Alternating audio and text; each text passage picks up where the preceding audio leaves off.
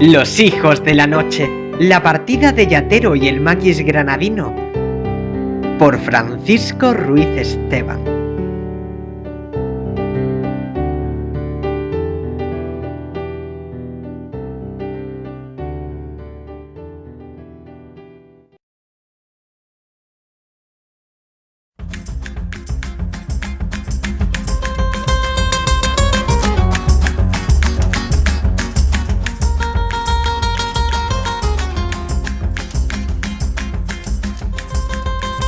Capítulo 1. De Tocón de Kentar a prisionero de guerra.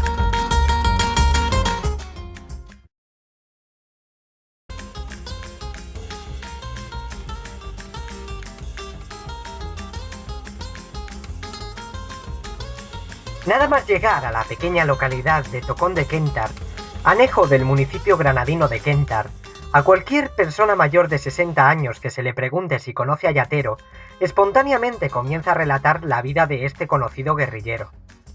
Sin embargo, si se nombra por su nombre, Juan Francisco Medina García, la respuesta no es tan segura ni rápida, sino que comienza a repasar los vecinos de aquella época. Si en ese momento aparecen más ancianos, comenzarán una amena conversación para tratar de averiguar por qué vecino o paisano se pregunta, así como el interés que despierta después de tanto tiempo, hasta que alguno de ellos asocie ese nombre y apellidos a alguna familia de esa localidad, para desembocar finalmente en aquel vecino que intentó ingresar en la Guardia Civil. El estallido de la guerra en 1936 lo llevó a las trincheras republicanas como miembro del ejército, en el cual llegaría a ser capitán, y al terminar la guerra, la situación represiva lo obligó a echarse al monte.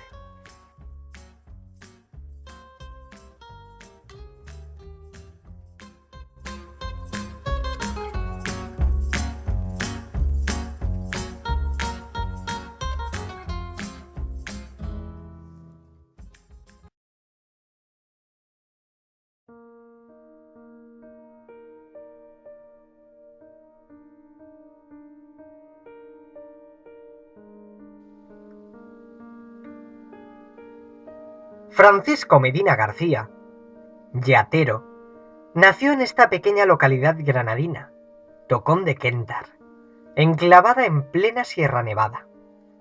Sus abuelos paternos, procedentes de Almería y en busca de nuevas oportunidades, se establecieron en esta pequeña población, donde regentaron una pequeña tienda de comestibles. Será aquí donde nació su padre, Juan Medina, que con posterioridad contraerá matrimonio con Virtudes García, vecina de esta población. De esta unión nacerán dos niños, Juan Francisco y su hermana María. Cuando Yatero solo tenía 3 años, falleció su madre, por lo que su padre, tratando de poner tierra de por medio y encontrar un mejor medio de vida, decidió trasladarse a trabajar en las minas de la localidad de Linares, en Jaén, siguiendo una tradición familiar de sus antecesores, que habían trabajado en unas minas de la provincia de Almería. Sus hijos se quedaron en el pueblo con los familiares de su difunta esposa. Yatero permaneció en Tocón con sus abuelos y tíos, mientras que su hermana se marchó con otros familiares a la cercana localidad de El Fargue, próxima a la capital. Sus penas y sufrimientos no terminarían con la muerte de su madre y la ausencia de su padre. Cuando solo contaba 14 años de edad, murió su única hermana, a causa de una enfermedad muy común y mortal en aquella época, el tifus. Durante el tiempo que permanece viviendo en Tocón con sus familiares, al igual que la mayoría de los niños de la época, su niñez está asociada a la vida de los adultos que los rodean, ya que desde muy temprana edad comparte con todos ellos las duras e inevitables tareas agrícolas propias del medio rural: sembrar, labrar, escardar, segar, trillar, aventar, guardar cerdos, cuidar vacas, esquilar ovejas, recoger leña. Como bien dicen los agricultores de toda la vida, si no se puede arar porque la lluvia lo impide, a recoger leña o a trenzar esparto. Interminables jornadas de sol a sol, día tras día, le impedían asistir al colegio. En Linares, su padre continúa con el trabajo en la mina. En esta localidad y ante la soledad en la que se encontraba, contrae matrimonio nuevamente y decide llevarse a su hijo Francisco a vivir en su nuevo hogar con su esposa. Desde el primer momento, este se encariñará con su madrastra, ocupando el doloroso vacío que su madre dejó en él prematuramente.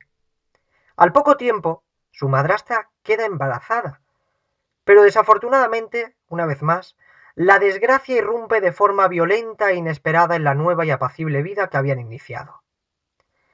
Meses antes de dar a luz su madrastra, muere su padre. A pesar de la muerte del padre, él continúa viviendo con su madrastra, estableciéndose una relación afectiva de madre e hijo por ambas partes.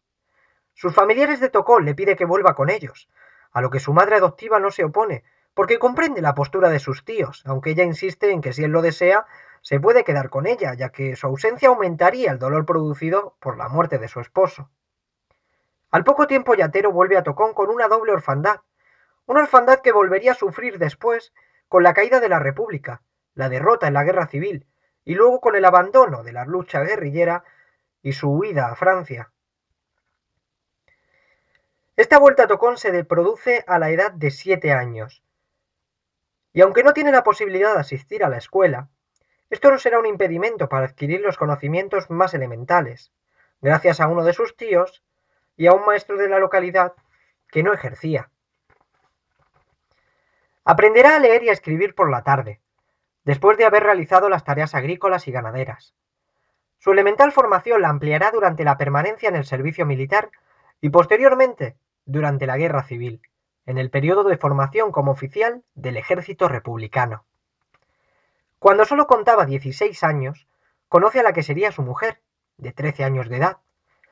No pasaría mucho tiempo desde que inician su noviazgo hasta contraer matrimonio. La premura tendría su explicación en la soledad y tristeza que le produjo a Yatero la prematura muerte de su madre y a continuación la de su madrastra. Durante esta época de su vida, no queda al margen de la situación de profundos cambios políticos y enfrentamientos sociales que se dan en el país debido a la proclamación de la República. Un fenómeno que se vive con una enorme intensidad y apasionamiento a lo largo y ancho de España, y por supuesto, Tocón de Quéntar no queda al margen de esta nueva situación. En este ambiente de efervescencia social y conmoción política, se pondrá en contacto con los nuevos movimientos políticos y sociales que abogan por un nuevo orden republicano, y finalmente formará partido en las formaciones políticas de izquierdas. A los 18 años se marcha voluntario a cumplir el servicio militar, ingresando en el Regimiento de Artillería de Granada. En esta misma época su mujer debe marcharse a Granada, con el objetivo de conseguir trabajo, ya que las posibilidades que ofrecía al pueblo eran nulas. En la capital conseguirá un trabajo como empleada de hogar, a la vez que puede permanecer cerca de su marido. Durante su estancia en el servicio militar, realiza una serie de gestiones para ingresar en el cuerpo de la Guardia Civil. Su intención de ingresar en la Benemérita quedará reflejada con frecuencia en los diferentes expedientes, informes y declaraciones que se le abren con motivo de su evasión del campo de concentración de Benalúa de Guadix y en otros procesos seguidos contra él debido a su condición de oficial del Ejército Republicano y guerrillero antifranquista. Será en el último momento cuando desiste de la idea de ingresar en la Guardia Civil, aconsejado por familiares, amigos y compañeros, debido a la inestabilidad política del momento. Cumplido el servicio militar, vuelve al pueblo, donde continúa trabajando con sus familiares en tareas agrícolas, ganaderas y forestales. Paralelamente, comienza a militar en un partido de izquierdas integrado en el Frente Popular, y por supuesto, a desarrollar tareas políticas, aunque no se destaca como dirigente político.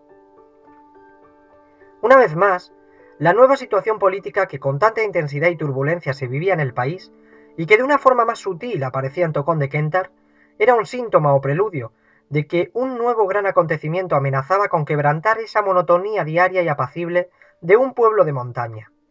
El nuevo fenómeno sería el estallido de la Guerra Civil. Ante un fenómeno de estas dimensiones, y guiado por su conciencia política, no duda en ningún momento en ingresar de forma voluntaria en el ejército republicano, para defender la República. Será enviado primero a Andújar como combatiente, y con posterioridad ingresará en la Escuela Militar de Valencia, de donde saldrá graduado como teniente, llegando a adquirir el grado de capitán al término de la contienda. Será en Valencia donde le sorprenderá el fin de la guerra civil, aunque en este preciso momento se encontraba disfrutando un permiso en su pueblo natal. El estallido de la contienda civil separa el matrimonio, pero esto no evitará que su mujer le visite en varias ocasiones, ya que ambos se encontraban en la zona republicana. Ella se desplaza tanto a Jaén primero como a Valencia después, para encontrarse con su esposo. En una de estas visitas queda embarazada de su primera niña, que nacerá el 23 de junio de 1938 en el Cortijo de Aguas Blancas, situado en las cercanías de Tocón, donde ella vivía con sus padres, mientras que su marido se encontraba en Valencia.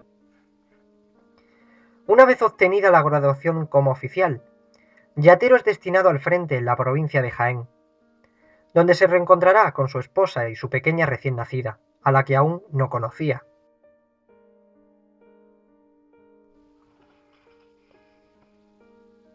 Se establecerán en la localidad jiennense de Arjonilla, donde son acogidos en la vivienda de unos vecinos de la localidad.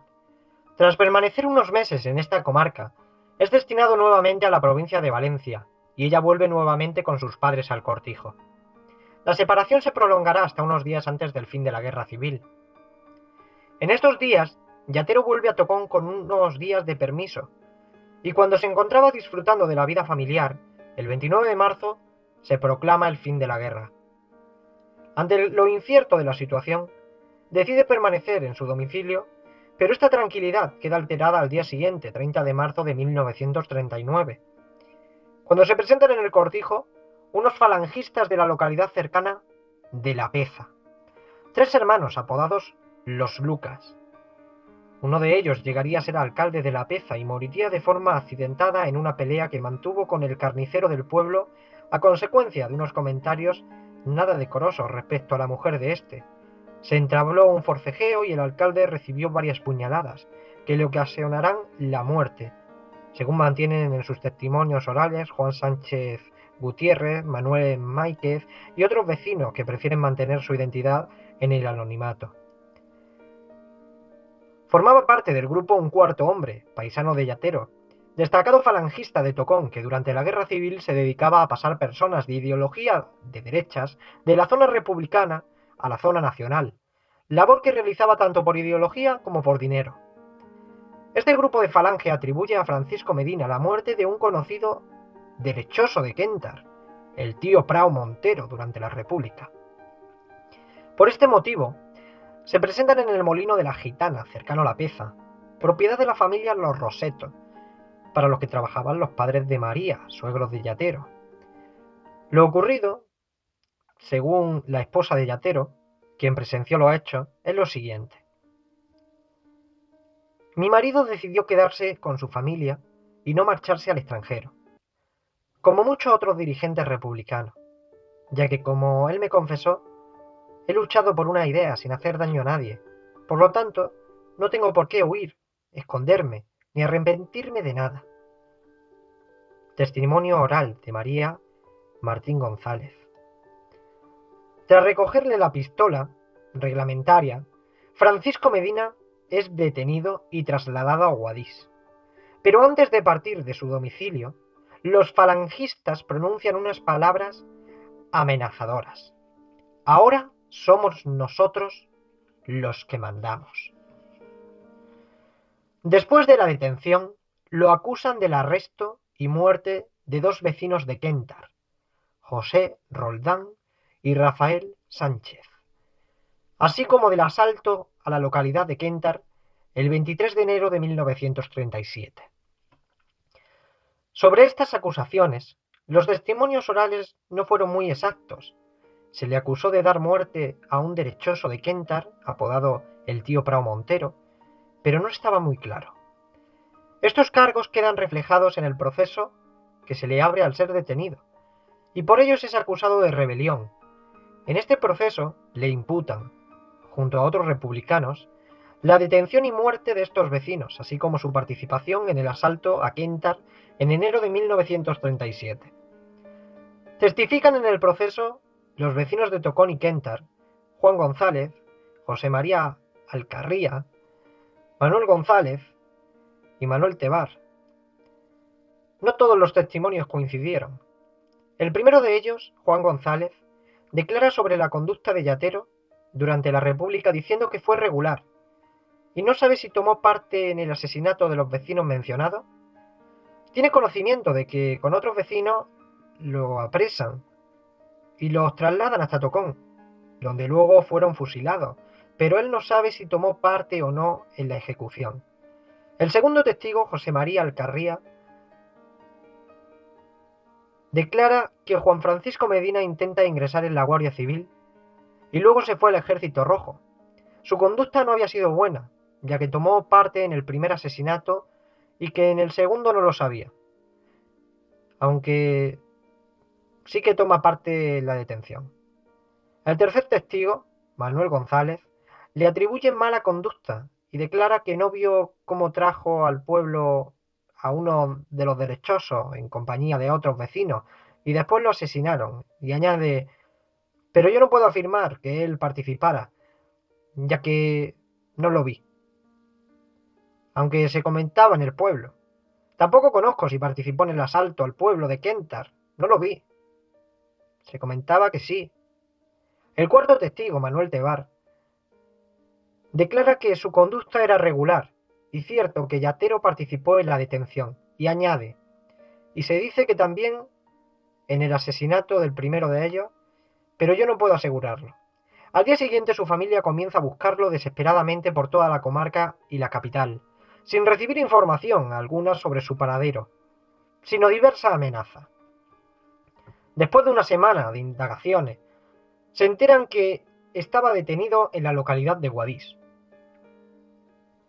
hacia donde se desplazan con la intención de poder visitarlo. No les permiten entrevistarse con él, por lo que después de recurrir a los amigos de la familia en el bando nacional y a las gestiones de un guardia civil, lograron su empeño. El estado en el que se encontraba era lamentable, ya que estaba bastante enfermo por las condiciones de su detención y los malos tratos y torturas a los que fue sometido durante el tiempo que había permanecido en prisión. Su mujer y algunos otros familiares consiguen entrevistarse con algunos dirigentes locales, lo que permite que lo trasladen a la enfermería de la prisión, ya que su estado era preocupante hasta el punto de temer por su vida. Tras permanecer unos meses en la enfermería, ya recuperado, es trasladado al campo de concentración que se había habilitado en una vieja fábrica de papel de la localidad cercana de Benalúa de Guadix, donde se encuentran detenidos y hacinados varios miles de excombatientes republicanos. Allí convivirán, en pésimas condiciones, con soldados y oficiales del ejército republicano. La situación en el campo de concentración era bastante incierta y amenazante, las torturas habituales y los fusilamientos que sucedían noche tras noche.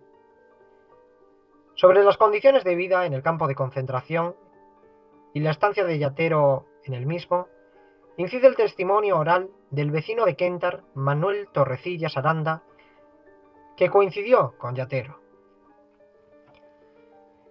Estando internado en el campo de concentración de Benalúa, por mi participación en el bando republicano en la guerra civil, coincidí con mi paisano Yatero. Éramos muchas las personas detenidas. Morían como chinches. Había 2 camillas para transportar a los fallecidos. El ir y venir era constante. No daban abasto para transportar a los muertos. En este campo nos encontrábamos, además de Yatero y yo, otros 10 vecinos de Kentar, entre ellos un primo mío, Ramón Andrés Torrecillas, alias Ramón el de la Prisca, que llegó a ser comandante en el ejército republicano, donde fue compañero de Yatero. Posteriormente lo trasladan a un campo de concentración en Padul. Uno de los días antes de escapar, Yatero me comentó sus intenciones, ya que sabía muy bien lo que le esperaba en caso de quedarse allí. Incluso me comentó si quería también escapar, aunque tanto él como yo coincidimos en que mi situación no era nada comprometida. La misma noche que él se había escapado, fusilaron a 5 prisioneros del campo. Temiendo lo peor, y avisado por algún conocido del bando nacional en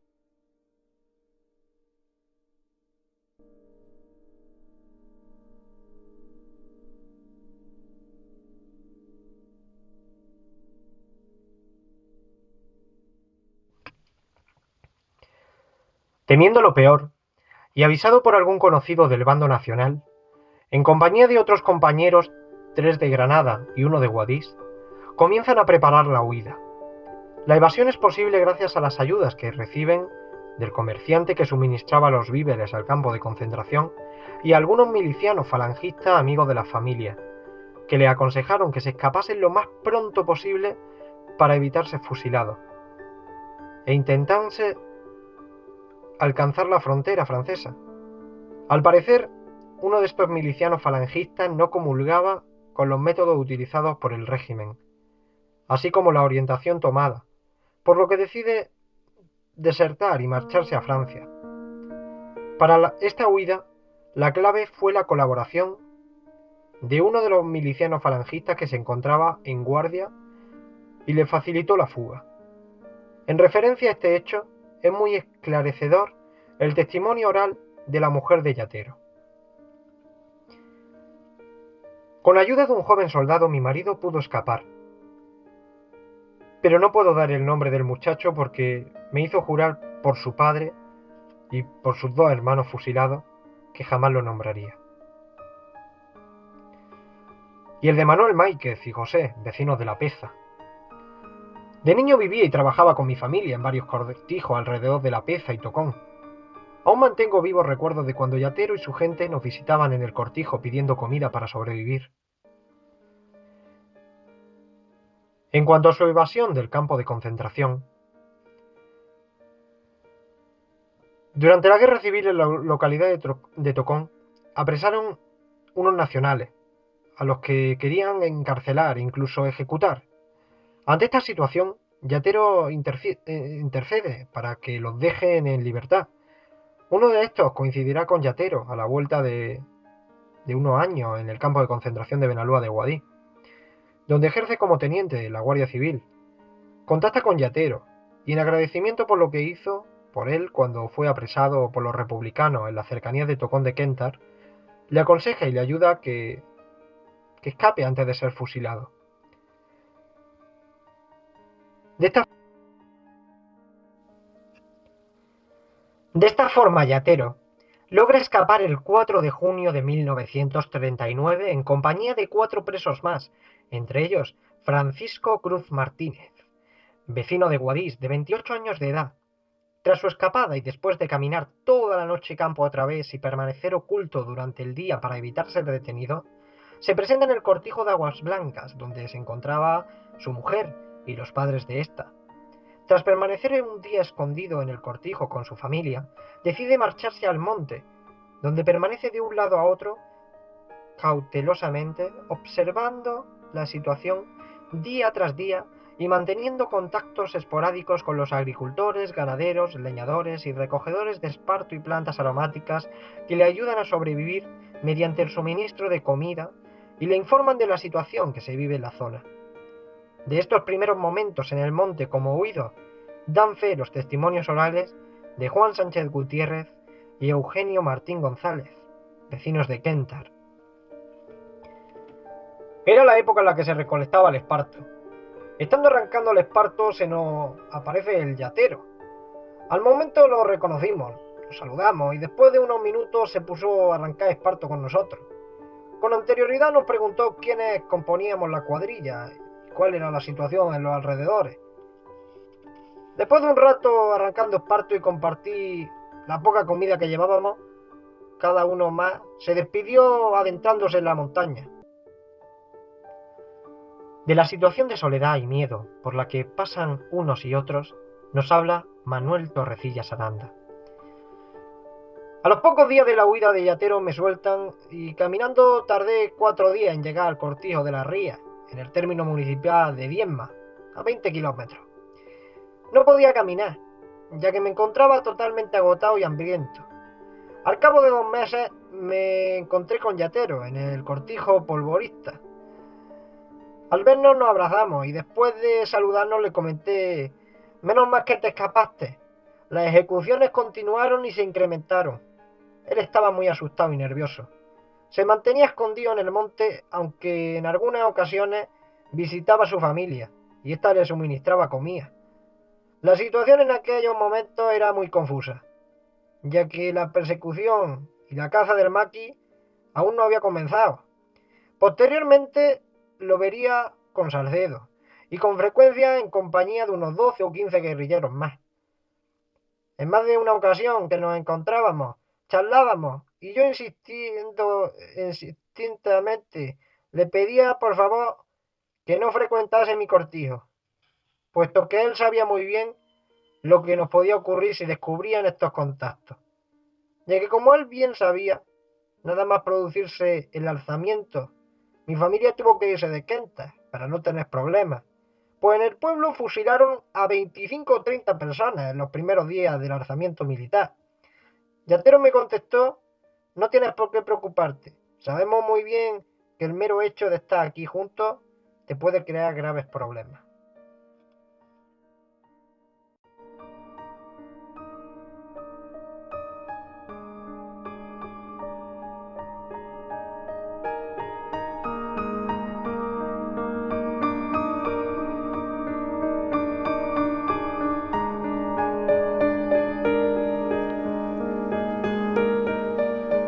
Próximamente, capítulo 2. Organización de la partida guerrillera e inicio de la lucha armada. No te lo pierdas. Los hijos de la noche.